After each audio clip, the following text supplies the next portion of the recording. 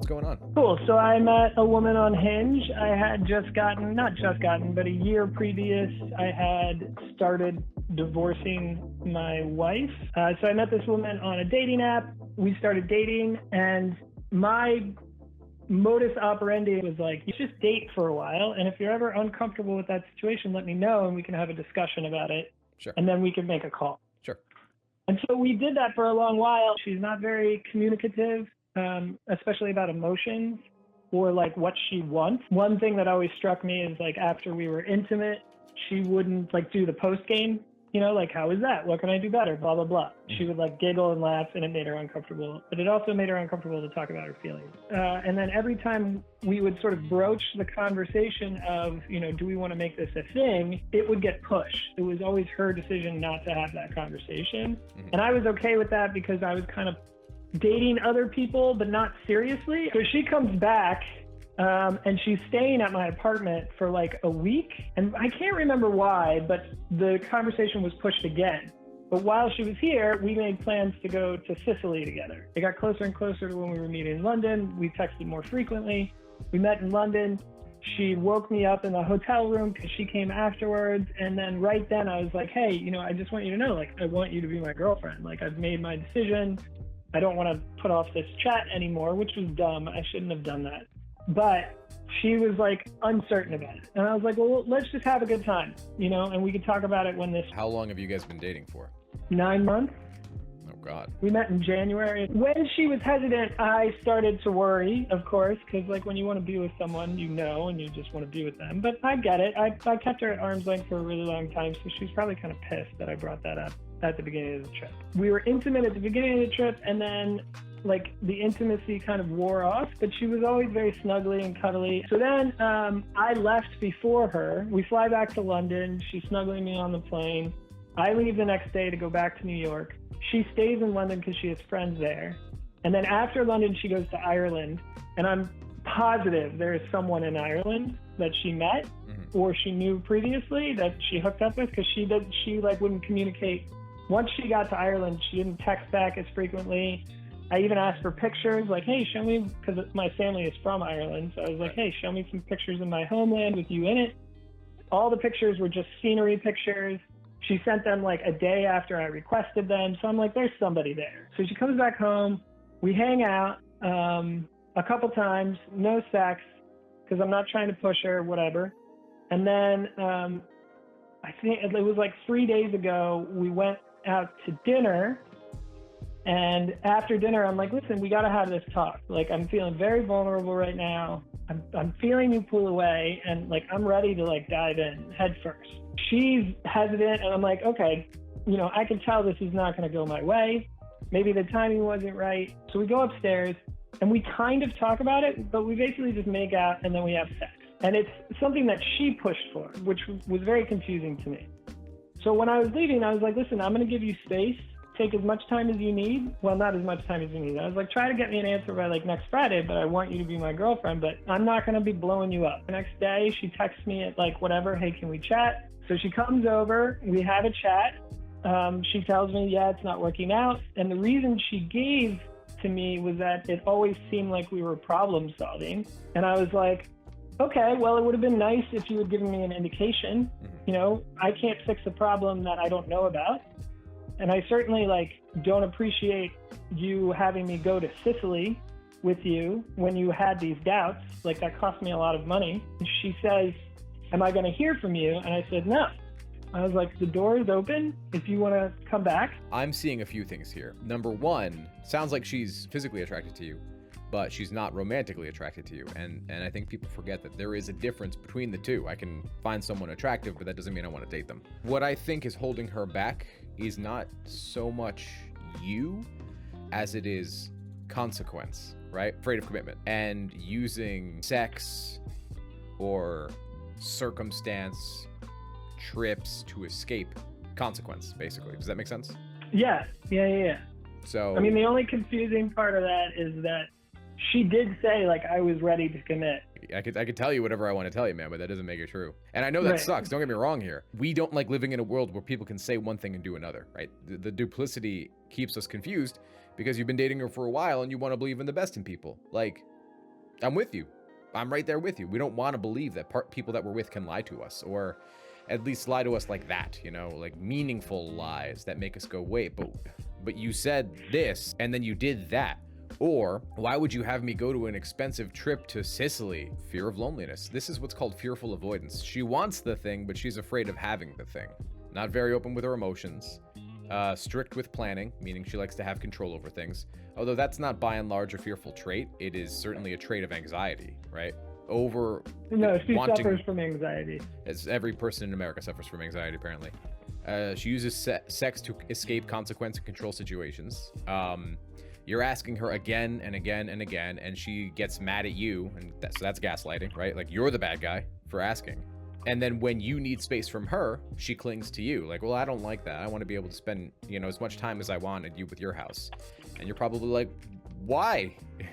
You don't want to commit, so why do you want to spend all this time with me? What are you getting out of this? And she's getting a companion that she doesn't have to pay for. So is your take that she never was romantically interested in me? Didn't say that. I used to be very afraid of dogs, right? I wanted a dog. How could I have a dog if I'm horrified of them? I eventually got over the fear and I got a dog, right? This is that. She's afraid of romance. She's afraid of... And look, this is just based off of what you've told me here, right? I don't know everything there is to know about this person. It plays out. It plays out. Like, when she talks about her exes, she talks about, like, staying with them longer than she wanted to be, just because it was comfortable or it was easy, blah, blah, blah.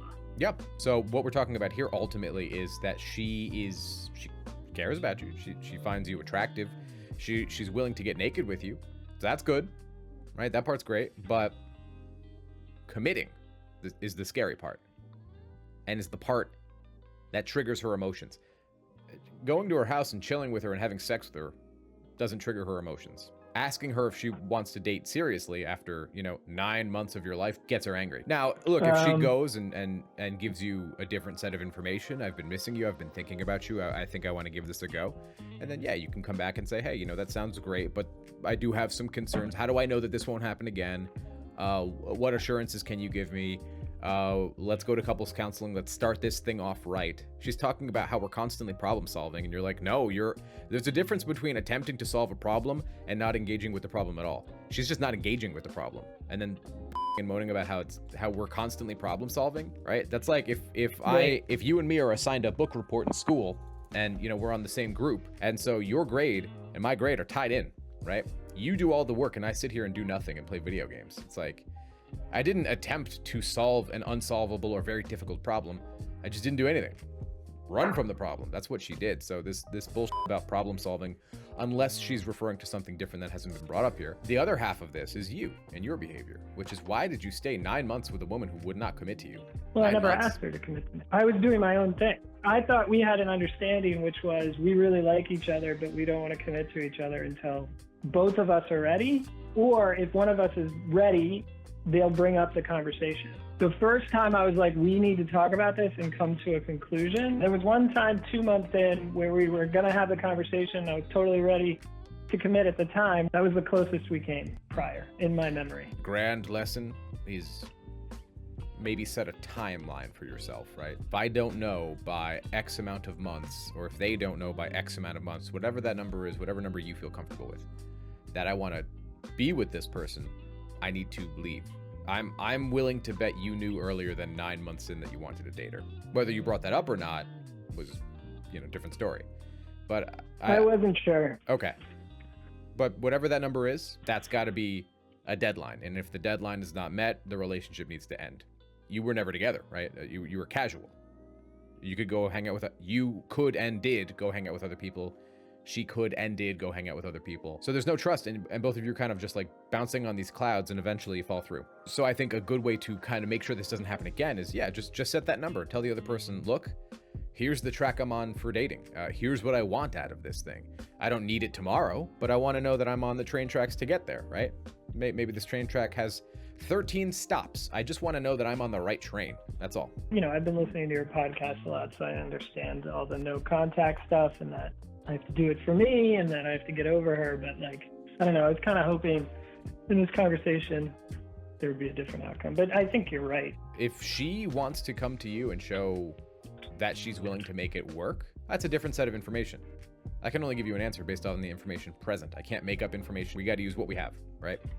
Because otherwise we can, come to the wrong conclusion based on information we never had. In the situation you're telling me, she likes you, she cares about you, there's nothing wrong with you. This isn't like, if only I was more attractive, this would have worked, or if only this, or if only I had more money, or whatever. Those things weren't there. This is if only she wasn't afraid of relationships or commitment type thing. There could be a million reasons for that. Maybe a past partner messed her up, something along those lines. But I don't want you to look at this as rejection. It's not. It's not. It's the conditions for success were not present.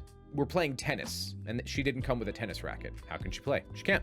You guys were playing relationship, and she didn't come with emotional availability. She can't play.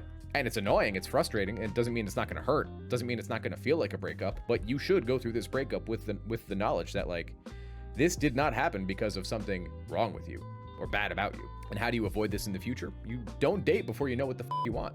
I should also ask, how old are you before I say that? 43. Okay, yeah, dude, you're 43. Don't date before you know what you want. I'm not sure if I know what that means. Like, are you dating to have sex? Are you dating for a part-time girlfriend? Are you dating to eventually find a wife? Why are you dating? I guess that's what I mean. I'm dating to eventually find a life partner, and I dated her to eventually find a life partner. My history is one where I get with these very damaged women, and then I'm the type of person who's like, when you're in a relationship, it's work. So if the person you've committed to is damaged, you sit through the damage and help them work through it. And that's never ended well for me. You set the environment such that you help them work on themselves, but you don't literally work on them for them, right? A relationship is work, you're right, but it's the thing you're building together that needs the work, not the person you're building with. Support the person. You enable them to lift themselves up. If they ask for help, you help them, but you don't enable them so much that they can no longer help themselves. Together, you do the relationship work, and you provide a stable relationship from your end with the parts that you can control. That way there's no turbulence. They're not like worried you're gonna beat them or leave them at every 5 seconds, or provide a safe, healthy experience. And one of the ways that you do that is you work on yourself. However, in the case here, you have identified you want a long-term relationship that can lead to marriage, moving in, buying a house, whatever. A boundary for you to aim at yourself is, if I don't know that I want to marry this person by 4 or 5 months, the answer is no. If I haven't figured out yes by this point, by this long, in my 40s, the answer is no. Does that make sense? Yeah. And no, it does. 4 or 5 months can be 7, 8 months. It's your number to set, but that's the general idea you want to go in with. For me, and in most cases I've coached, 9 months is, if you don't know that you definitely want to be with this person by 9 months, or if the other person doesn't know by 9 months, it's a no. The absence of yes is no. Take the time, and if she reaches out, hey, it's great to see you. It's great to hear from you. Let's hang out. When are you free? Right? It's that simple. Right. All the stuff you say in your podcast. So the best psychiatrist on earth could not answer that question for you if she's going to reach out. I don't know. Right? If I knew the future, I would... You'd have a lot of money. I'd have... I'd be a supervillain. But look, man. Well, superhero. Yeah. And if you guys enjoyed that call and you want to talk to me, check out thelovechat.net/coaching if you want me all to yourself. All right, my friends, I'll catch you in the next one.